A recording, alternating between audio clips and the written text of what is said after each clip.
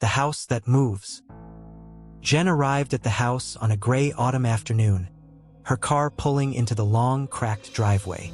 The house had been listed for years, yet no one had ever bought it. But it was available for rent, cheap, almost suspiciously so.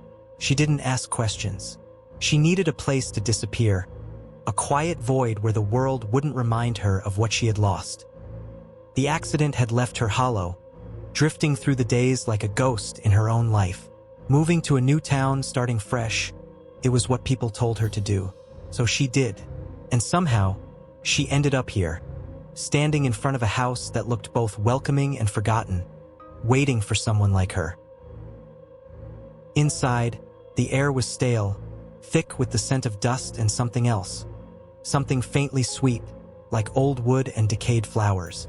The furniture was left behind by previous tenants, but there was no sign of who they were. No personal belongings, no pictures, just empty rooms frozen in time. Then she found the door in the basement.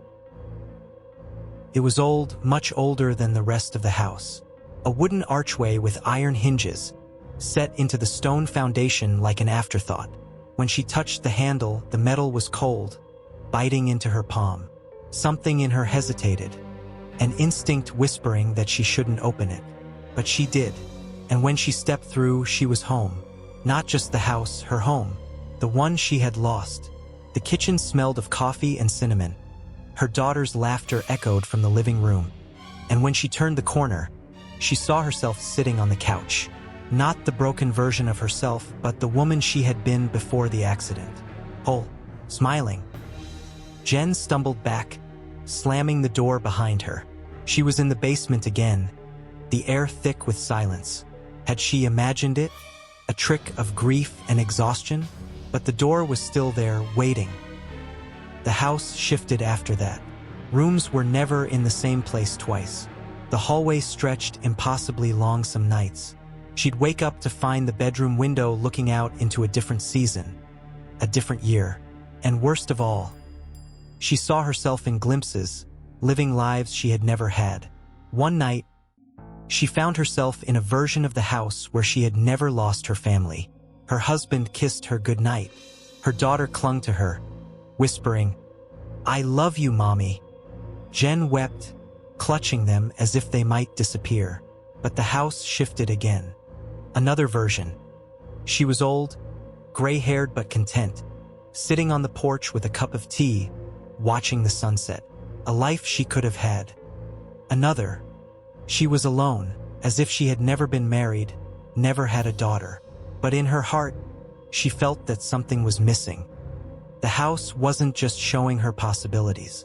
It was feeding off her, pulling her deeper into its shifting timelines. Each time she walked through a door, she became less certain of which life was real. The walls whispered to her now, the voices of past tenants, of other trapped souls, warning her.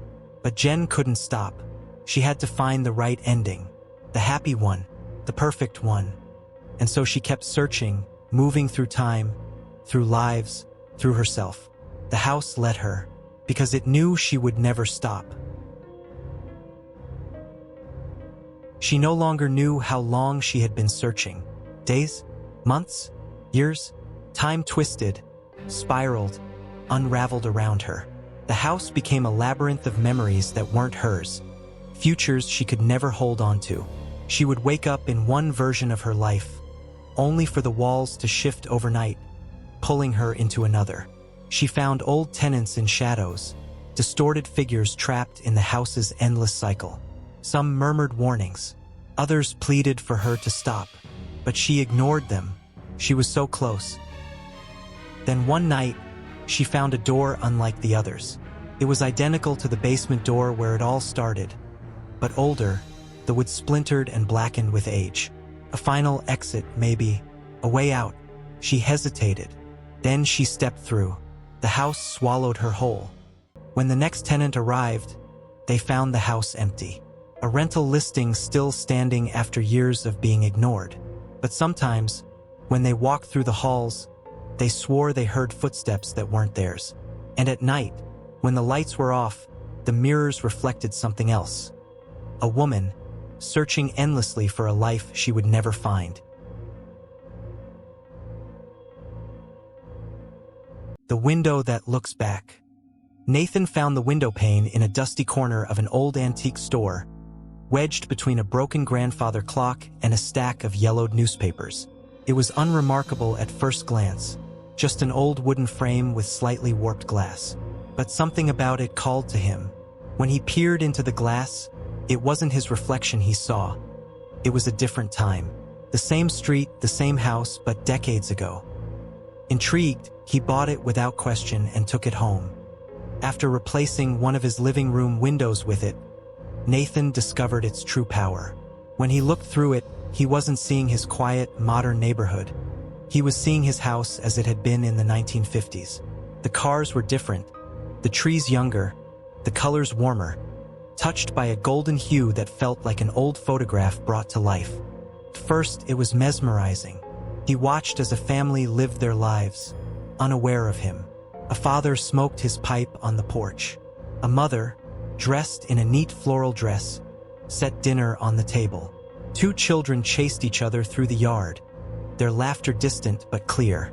Nathan found himself watching for hours, fascinated by the simplicity of their lives. He sipped his coffee in the morning while watching them eat breakfast.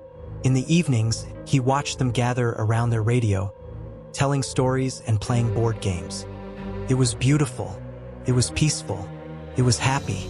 And then he started watching at night. That was when he saw the other things.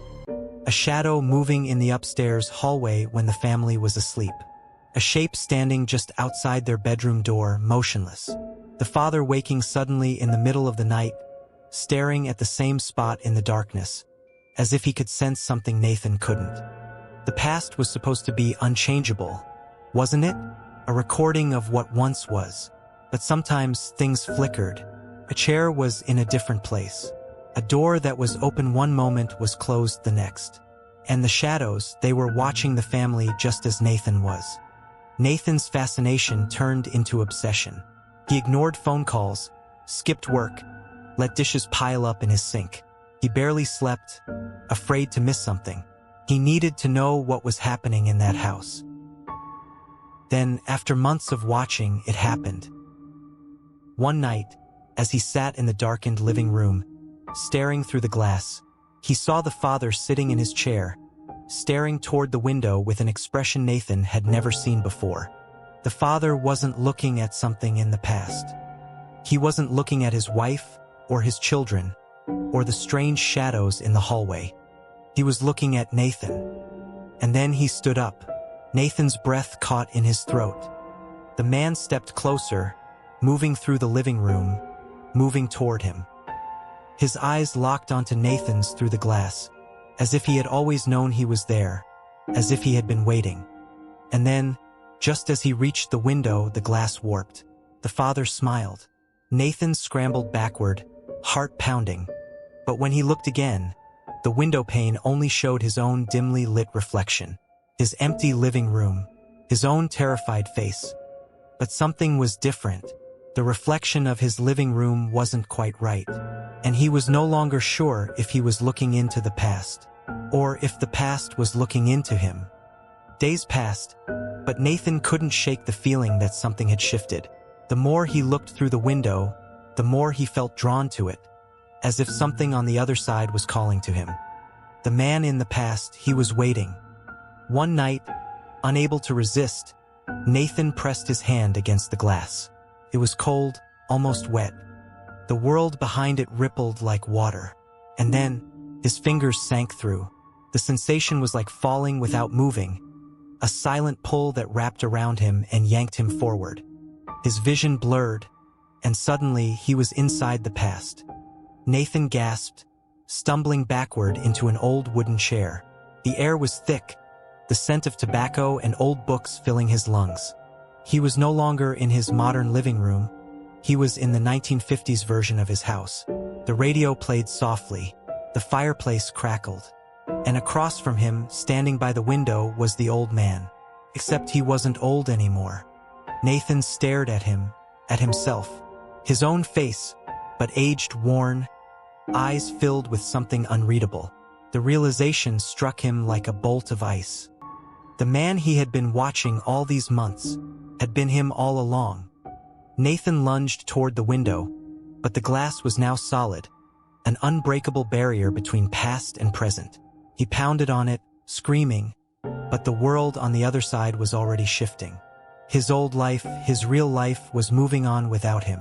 And in that world, the younger version of himself, the man now standing in his living room in the present, smiled and turned away from the window. Nathan was trapped, just like the man before him had been. The cycle continued, and soon someone else would find the window pane in the antique store. The unfinished hour. The old house had been abandoned for years. The air inside was stale, thick with dust and the forgotten scent of decay. Mia was the first to spot the pocket watch, half buried beneath a pile of rotting books in the corner of the sitting room. It was old, ornate, and somehow still ticking. "This is creepy as hell," Lena muttered, but Mia only grinned, running a finger along the intricate carvings on its surface. "Come on, guys, it's just a watch," she said, winding it absent-mindedly. The second the dial clicked into place, the room seemed to lurch. A flicker, like the world blinked. Then everything was exactly as it had been, except for the pocket watch. "Wait," Jordan frowned. "Wasn't it 6:45 like a second ago?" Ryan checked his phone. "It's 5:45 now. What the hell?" At first, they used it for fun. An extra hour to cram for tests, redo failed pranks, or replay their best moments. It was a cheat code for life, a gift they didn't question. They each wound it at different times, alone and together, stacking hours, stealing time. It was exciting, addictive. They used it for everything. A failed test, rewind and retake it. A joke that didn't land, try again. A bad date, erase it. At first, it was harmless, just a way to stretch time, to perfect their lives, to stay in the best moments for as long as they wanted. They spent hours together, laughing in the small diner by Lena's house, replaying the same good conversation, perfecting jokes, making sure they never had to leave before the night was perfect. Ryan joked that they were making a memory loop, the best version of their friendship carved into time. And it felt that way, like they could never lose each other, never grow apart, never regret a thing. Things were going well for all of them. And then, slowly, the changes began. Subtle at first. A book on the table that wasn't there before. A coffee stain on Mia's sleeve that she didn't remember getting. A friend with a cut on their arm they swore wasn't there. Then, the stranger changes, an extra chair at the dinner table. The grocery store sign written in different lettering. The town's clock tower, which had always chimed at noon, now silent. Then one day, Jordan's mom called him downstairs, asking him to set the table. There were 5 plates. There's only 4 of us," he said hesitantly. His mom gave him a confused look. "Jordan, sweetheart, are you feeling okay? There's always been 5. His head throbbed. He counted again. 5 plates. 5 chairs. One night, the group gathered at Ryan's house. They had planned to study, but the mood was off. Mia kept rubbing her arms like she was cold, and Lena barely spoke. Jordan was staring at the pocket watch on the table, a pit in his stomach. Their friendship crumbled under the weight of missing pieces. Mia had always been Jordan's best friend, but there was something unspoken between them, a feeling neither of them had voiced. It had always been there, hovering just beneath the surface. But now it was gone. Mia was different. The way she looked at him, the way she smiled, it was off. Too practiced, too careful. Like she was trying to match a memory she didn't have. Arguments broke out. Who was changing what? Was someone using the watch in secret? Were they even the same versions of themselves anymore? The fear of being erased hung over them like a curse. Ryan, who had been the first to find the watch, was the only one who could still remember everything. He clung to the truth even as the others' memories blurred and warped. "We need to destroy it," he said one night, gripping the watch in his hands. "before we lose ourselves completely." "Are you insane?" Lena snapped. We don't even know what will happen if we do. We know what will happen if we don't. Ryan shot back. We keep changing. We keep losing pieces of ourselves. Mia crossed her arms, glancing at Jordan. Maybe Ryan's right. Jordan stiffened. Are you serious? We still have time to figure this out. We just have to be careful. Careful. Ryan laughed bitterly. That ship has sailed, man. You don't even realize what's happening to us. Lena grabbed the watch. Then let's just stop using it. We don't have to destroy it. Ryan tried to snatch it back. We don't know if stopping is enough. The damage might already be done. Mia reached for it too, hands colliding. Maybe if we go back far enough. No. Ryan shoved her away. That's exactly what got us here. Jordan grabbed his wrist, trying to pry his fingers off the watch. Just give me a second to... The watch twisted in their hands. The dial spun wildly as they fought, fingers grasping, twisting, pushing. The room seemed to shudder, a horrible lurch in their stomachs. Time snapped, and suddenly they were gone. 4 friends, 4 different places. Ryan never vanished. He was the only one who remembered them completely, watching as time rewrote them again and again. His burden was knowing the truth, and being the only one left who did. Jordan woke up in a world where Mia was just a friend. That feeling, the thing between them, it had never been there. Mia was trapped in an endless loop. She remembered every reset, but no one remembered her. Lena existed in a reality where she had never been part of their group. And somewhere, in the space between time, another version of her whispered the same question over and over. Which one of us is real?